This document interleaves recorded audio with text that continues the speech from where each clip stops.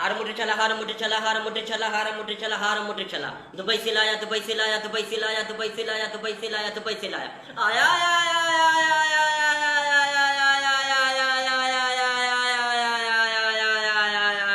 आया हियर आया ताजा आया सजर आया हियर आया ताजा आया सजर आया। हार मुठे चला में दुबई से लाया दुबई से लाया दुबई से लाया दुबई से लाया दुबई से लाया। दादी ने बुलाया मासी ने बुलाया चाची ने बुलाया पुप्पी ने बुलाया अदी ने बुलाया अदी में आया आया आया आया आया आया। हार मुठे चला दुबई से लाया दुबई से लाया दुबई से लाया दुबई से लाया दुबई से लाया। सारी दुनिया को पीछे छोड़ के आया, आसमान को चीर के जमीन पे लाया, सितारों को जोड़ के समंदर का रास्ता बनाया। हार मुठे चला दुबई से लाया दुबई से लाया दुबई से लाया दुबई से लाया आया आया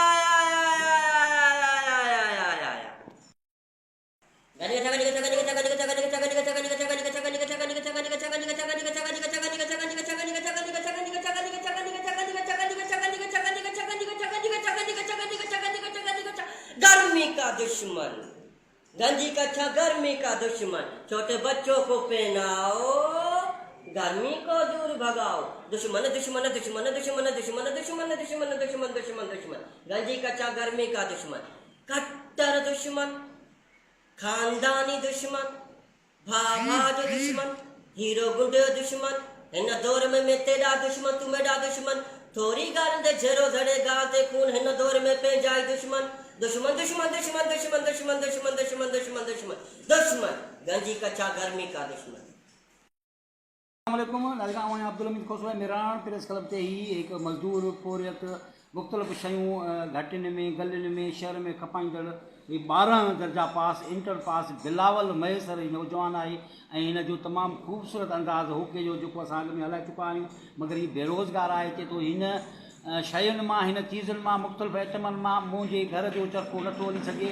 ऐं वाहिद हिकिड़ो ई पंहिंजे घर जो वकील आहियां ऐं मूंखे रोज़गारु ॾिनो वञे, नौकिरी ॾिनी वञे। हिन में मुनसर ऐं फयाज़ जी बुट खां अपील कई आहे, वधीक ई पाण बिलावल मैसर आहे, उनखां असां पुछंदासीं। जी बिलावल बिस्मिल्लाह एमपीए फ़याबुट साहब अस्सलाम वालेकुम। तव्हांखे 14 अगस्त जूं लख लख लख मुबारक हुजनि। तव्हांखे 4 चकर एमपी चूंडिया विया मेड़ जा, उनजो बि तव्हांखे लख लख मुबारक हुजनि। मां साहब ग़रीबा मिसकीना मौला या मुंहिंजो कमण और केरु कान्हे, अकेलो मां हा, न भार न अबो आहे, मुंहिंजो कमण और केरु कान्हे। 12 पढ़ियल आहे, सरकारी अस्पताल में पर्चा ॾेई ॾेई ॾेई ॾेई मां थकिजी पियो आहियां, मुंहिंजो कमु नथो ॾे। मां 12 पढ़ियल, केरु मुंहिंजो कमण करे।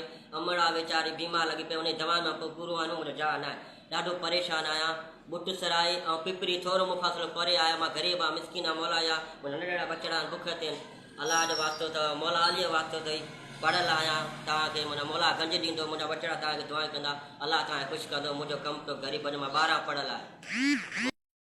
साहब जे बिरादरी में आहियां ऐं अदी मुसरत खे बि अर्ज़ु थो कयां त मुंहिंजी अपील पूरी कई वञे, मूंखे गुज़ार सफ़र मुंहिंजो नथो थिए, न मुंहिंजे माना रोज़गार ॾेई वञे। मौला तव्हांखे ख़ुशि कंदो, आबाद